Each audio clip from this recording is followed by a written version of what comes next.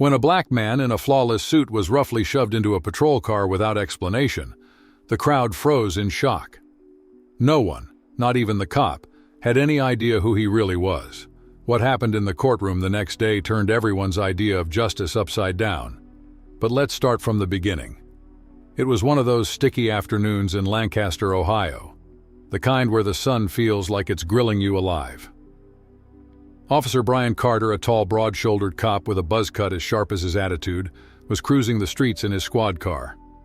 He hated this part of town, mostly black neighborhoods. In his mind, every corner had trouble brewing. As he patrolled, he muttered to himself, "Always up to something, aren't they?" That's when he saw him, a sharply dressed black man leaning into the passenger side of a sleek car parked by the curb. The man was rummaging through the glove compartment, and to Brian it looked suspicious. The sun glared off the windshield, making it hard to see, but in Brian's world, suspicion didn't need much evidence. "Hey you, step away from the car," Brian barked, slamming his car door and striding toward the man like he was about to make the bust of the century. The man straightened up, clearly surprised, and turned to face the officer. "Good afternoon, officer. Is something wrong?" His voice was calm, too calm for Brian's liking. "You tell me," Brian shot back, his hand hovering near his holster. "What are you doing? This doesn't look like your car. Hands where I can see them." The man raised an eyebrow but kept his composure. "This is my car, officer. I can show you the registration and my ID." He reached into his jacket pocket, moving slow like he was trying not to spook the officer. Brian wasn't having any of it. He snatched the offered documents and barely glanced at them. "Yeah, sure, I've seen this trick before," Brian sneered. "Step away from the car. You're coming with me." The man blinked, his calm exterior showing the first crack of confusion. "Excuse me, on what grounds?" Brian grinned, pulling out a pair of cuffs. "Suspicious behavior, that's what. This is ridiculous. I have every right to be here." The man's voice carried just a hint of indignation now, but he still didn't raise it. Brian shrugged as if this was just another Tuesday. "You can explain it downtown. Now, get in the car." By this point, a small crowd had gathered. A woman in a floral dress stepped forward, her phone out, recording everything. "Officer, he didn't do anything wrong. Leave him alone." Others in the crowd murmured in agreement, but Brian ignored them. He shoved the man into the back of the squad car and drove off, leaving the onlookers shaking their heads. Back at the station, Brian logged the arrest under suspicious activity. The man was fingerprinted and placed in a holding cell. Despite the indignity of the situation, he remained unnervingly composed, sitting on the bench with an almost regal air. It was starting to get under Brian's skin. "You're awfully quiet," Brian said, leaning against the bars. "Most people in your spot would be begging for a phone call by now." The man looked up, a faint smirk on his face. "I prefer to wait until I have an audience." Brian snorted and walked away, but that cryptic response stuck with him. The next morning, the station was buzzing. Apparently, someone in the crowd from the day before had uploaded a video of the arrest online. It was picking up steam fast, people calling out racial profiling, demanding justice. By mid-morning, protesters were outside the station, holding signs that read, "Justice for all," and "End police abuse." Brian tried to brush it off. "Just another mob with too much time on their hands," he muttered.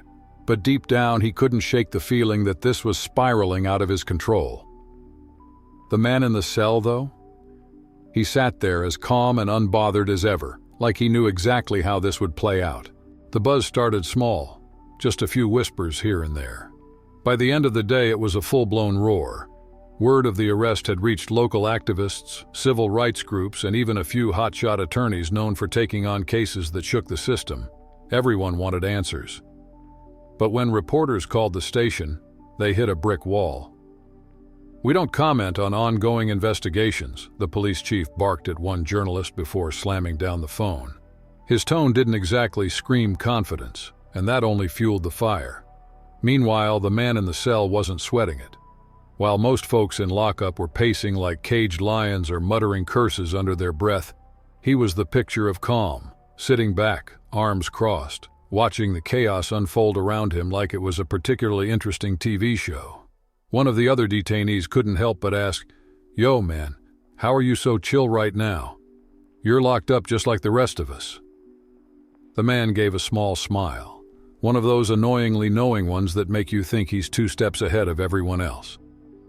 "I like to observe," he said simply, leaning back against the cold concrete wall. The other guy squinted at him, clearly confused. "Observe what?" "Everything," came the reply with a hint of amusement. Back in his office, Officer Brian Carter was having a less than chill day. Phone calls were coming in non-stop, some from reporters, others from angry citizens who had seen the viral video. The comments weren't pretty. Another day, another power trip, and when will they learn? The hashtag #JusticeForAll was trending, and that wasn't helping Brian's nerves. Then came the summons. The chief called him into his office, and from the look on the man's face, Brian knew this wasn't going to be a friendly chat. "Carter, sit down," the chief growled, pointing to the chair across from his desk. The air in the room was thick enough to cut with a knife. "What's the problem, Chief?" Brian asked, trying to play it cool. The problem is you. Do you have any idea what kind of storm you've stirred up? We've got protesters outside, attorneys breathing down our necks, and I just got off the phone with the mayor, who is not happy." Brian shrugged. "I was doing my job. The guy was acting suspicious. I had to check him out." The chief leaned forward, glaring. "Suspicious? You mean a man standing by his own car, minding his own business? Did you even look at his paperwork?" Brian hesitated, which was all the answer the chief needed. "That's what I thought," the chief said, shaking his head. "You didn't even bother. Do you know how bad this makes us look?" "I'm not apologizing for doing my job," Brian shot back, crossing his arms defensively. "Your job isn't to make us a national headline," the chief snapped. "Now fix this mess before it gets worse." But it was already too late for damage control. By this point, the man's legal team was in full swing. Not just any lawyers either. These were the kind of folks who knew how to make a courtroom feel like a theater. They filed a lawsuit for unlawful detainment faster than you could say public relations nightmare, and the case was set for a preliminary hearing. The news hit like a bombshell. Crowds gathered outside the courthouse, holding signs with slogans like "Equality Now" and "Stop Racial Profiling." Camera crews jostled for the best angles. Reporters shouted questions, and social media exploded with speculation. "Who is this guy?" one commenter asked. "Whatever he did, he's about to take them to school," another replied. Inside the courthouse, the anticipation was electric. Everyone was waiting to see how this would play out. And in the middle of it all, the man at the center of the storm remained as calm and collected as ever, like he already knew the ending to a story no one else had even begun to understand. The courthouse was packed to the brim. Activists, reporters, and curious locals crammed together, buzzing with anticipation. When the defendant finally entered, silence rippled through the room. Standing tall in a crisp suit, James Walker exuded quiet authority. His posture was confident, his expression unreadable. Judge Daniels, known for her sharp wit and no-nonsense attitude, banged her gavel. "This court is now in session. We are here to address the matter of alleged unlawful detainment." Officer Brian Carter stood stiffly at the witness stand, his face pale, sweat forming on his brow. James's lawyer rose, his tone calm but commanding. "Your Honor, before we proceed, allow me to introduce my client properly.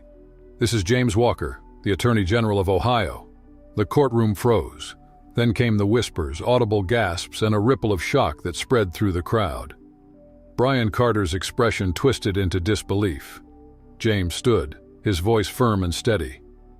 "Your Honor, yesterday I was detained unlawfully. My driver's license, registration, and insurance were ignored. Instead, I was thrown into a holding cell, not because of any crime, but because of how I looked in the car I drove. This is not just my story. It's the reality for far too many."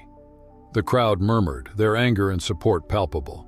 The defense presented damning evidence, video footage of the arrest, testimony from witnesses who described Carter's aggression, and proof of James's compliance. The weight of the evidence was overwhelming. Carter's lawyer scrambled to defend him, citing routine protocol and misjudgment, but it was clear the argument was flimsy. When the judge delivered her verdict, the courtroom was silent.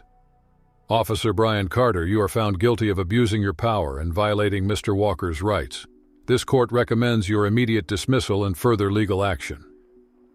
The room erupted into applause. Activists cheered, reporters jotted notes furiously, and James stood calm and composed. Outside, a crowd gathered on the courthouse steps. Cameras flashed as James addressed the press. This is not just about one man's experience. It's about ensuring accountability at every level. Today, justice was served, but our fight continues. The crowd roared in approval, chanting his name as he left. James Walker had turned a moment of injustice into a powerful message. No one, not even those enforcing the law, is above it. Meanwhile, Brian Carter slipped away in disgrace, a stark reminder of the consequences of bias and abuse of power. What would you have done in James Walker's place? Have you ever faced or heard of similar situations happening to someone you know? Share your thoughts, drop a comment, and let's start a conversation. Don't forget to like if this story resonated with you. This story was created to shed light on an important issue and inspire positive change. Your voice matters. Together we can work toward a fairer and more just world. Your opinion matters.